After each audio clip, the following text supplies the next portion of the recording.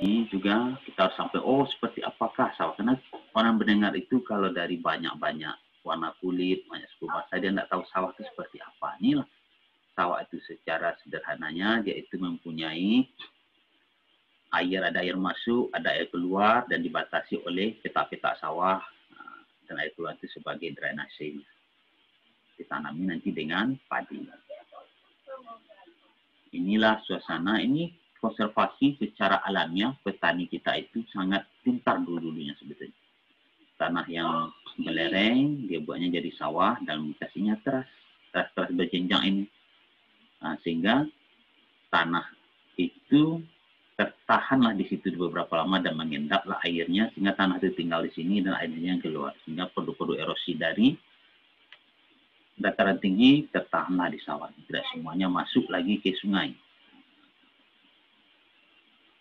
Ini contoh dari di daerah dataran tingginya, nih danau di atas, danau di bawah, dekat Gunung Talang. Beginilah masyarakat petani kita bertanam sayur-sayuran. Ada cabai, ada wortel, ada tomat, ada kol, ada kentang, dan segala macam. Di sini pun juga mereka bertani dengan cara yang bagus.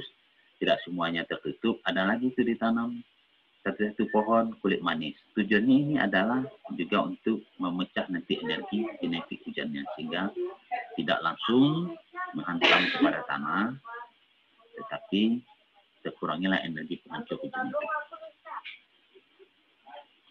Nah, ini yang menjadi sebuah permasalahan juga pada kebun campuran atau sayurannya ini. Ini lereng-lerengnya itu sudah digunduli jadi lahan pertanian. Disinilah yang menjadi penyebab erosinya.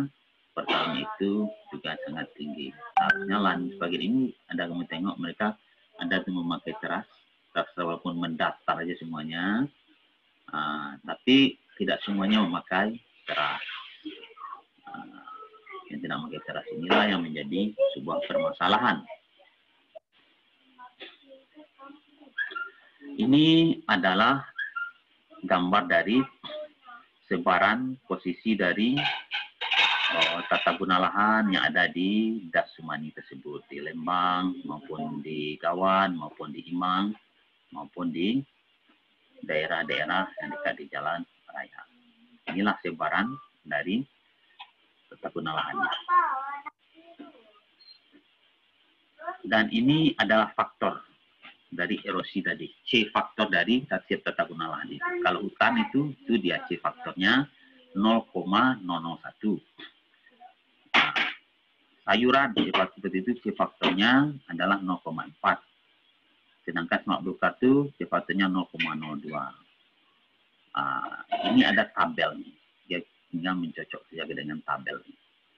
Dan ini adalah bentuk jejak erosi. Dari erosi itu sebagian juga dimanfaatkan oleh petani-petani atau penggali-penggali pasir itu yang ada di daerah datarannya di tengah.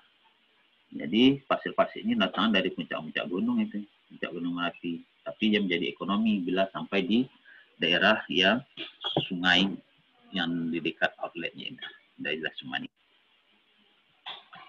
Kemudian masuk kita kepada hasil dan pembahasan.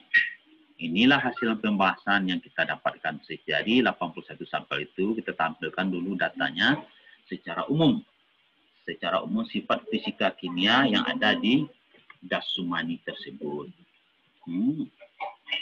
Di mana dapat kita tengok bahwa secara umum ada tekstur di sini. Sand, pasir sangat halus, dan sil itu debu. Rata-ratanya presentasinya itu ada 55%, berarti debu yang paling banyak di sana. Kenapa debu? Karena daerah dekat dari gunung berapi yang meletus dan menyumbangkan abu-abunya ke tanah. Dan ini sangat bervariasi juga dengan standar deviasinya sekitar 20%, 20 ya, 9%, 20. Dan bahan organik di sini cukup tinggi. Kenapa? Kurang lebih 5%. Sedangkan permeabilitas tanahnya sana cukup laju, cepat ini karena kriterianya besar dari 25 cm per jam itu adalah kurang cepat. Kemudian kode dari peneliti itu 3. Struktur tanahnya itu kodenya 3. Kalau kodenya 3 itu medium coarse granular. Itu kode strukturnya. Sedangkan solubilitas tanahnya 0,22 rata-rata. Ini nomor 2 ini termasuk besar. Artinya apa? Tanah ini dikasih mudah tererosi. Sedangkan book density-nya ini BV-nya 0,9. 0,9 ini tanahnya gembur ini. Kalau di atas 0,1, di atas 1 itu sudah mulai keras. Artinya gembur, tanah ini mudah hancur kena hujan dan mudah pula tererosi. Rata-rata di sana ya. Tapi BV-nya itu tidak 0,9, ada dari 0,5 sampai dengan 1,3.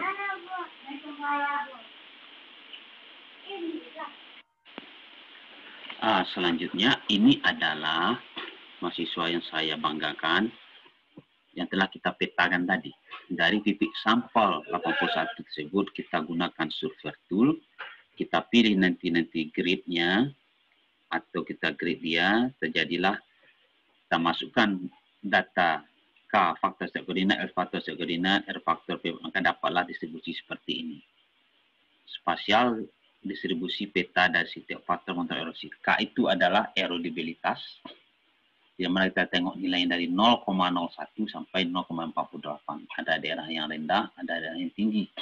Di mana berwarna merah itu sangat mudah sekali tererosi. Dan berwarna kuning juga mudah tererosi, dan berwarna biru juga mudah sangat tererosi.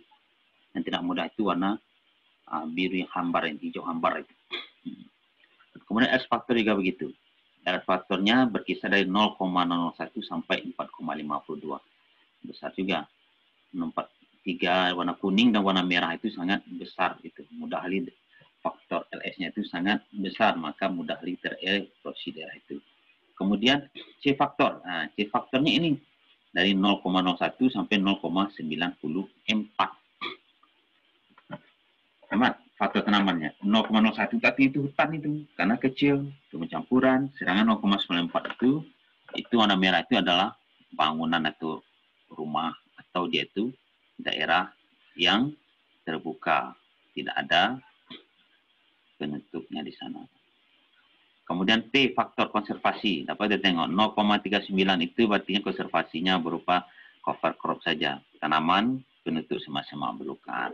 Dengan 0,9 arti itu adalah tidak ada konservasi sama sekali, mendekati hutan lah daerah itu. Sedangkan 0,9 itu mulai dari sayuran atau kebun campuran, itu diambil. Jadi kemudian R faktor, ini R faktor ini faktor hujan. Karena ada 3 stasiun klimatologi, maka 3 lah sebaran distribusinya di sana. Ada R faktor apanya itu dari 1028, yang paling besar itu dari tengah. Berarti di tengahnya itu ada 2045 paling tinggi curah hujan di sana. Maka R faktornya paling tinggi, kira-kira begitu. Sebagai pedoman. Kemudian mahasiswa yang saya banggakan, yang saya sangat harapkan untuk menjadi pahlawan-pahlawan bidang pertanian di masa depan, inilah tata guna lahan. Kita bandingkan tata guna lahannya sekarang, tahun 2022, dan erosinya ini. Rata-rata 51,5 ton per hektar per tahun. Oh, kenapa 51 Pak? Karena ada sekitar lebih 25.000 titik ini, kita rata-rata ada yang 0, ada yang minus, rata-rata kan ada yang 200, dan 0 sampai 14, rata-rata di titik itu dapat 51 ton per hektar per tahun rata-rata erosi yang ada di Dasmani ini. Tapi rata-rata itu, sedangkan yang erosi toleransi berapa? 14. Artinya apa? Secara umum, das di Sumani ini telah melampaui erosi toleransi. Cuma saat kita ke lapangan, maka perlunya peta distribusi erosi itu. Ini mana kok spesifik daerahnya? Kami petani kan tak mau menerima. Wah, saya tidak erosi tidak tinggi ya. Memang kenyataannya memang itu. Ada kok yang biru-biru warna hijau ini. Hijau tidak erosinya memang tidak melebihi erosi toleransi. Artinya aman, tidak perlu dia konservasi. Yang perlu mana? Yang berwarna kuning sampai warna merah. Inilah daerahnya yang lereng-lereng itu ketahuan. Jadi dalam peta ini tidak semua lahan petani itu harus dikonservasi. Ternyata faktanya hanya yang berwarna kuning sampai warna merah. Jadi itulah, inilah tata guna lahan sekarang mana. Ternyata yang tidak perlu konservasi itu adalah sawah. Aman ya. Kemudian pencampuran tuh daerah tanah aman. Yang perlu saya itu banyak agriculture field atau apa namanya sayur-sayuran. Nah, itu dia yang paling banyak arti konservasi. Ada juga sebagian daerah kebun campuran yang terlalu daerah berlereng. Hutan aman, nggak perlu konservasi. Nah, aman ya. Karena sudah alami, walaupun dia tidak ada konservasi di sana, tapi tanaman hutannya itu yang tinggi-tinggi, yang memecah energi kinetik hujan, sehingga dia tidak perlu lagi diberikan teras. Makanya apabila tidak sanggup membuat teras hutan saja, atau tanam tahun-tahunan di sana. Nah, itulah. Kita selanjutnya.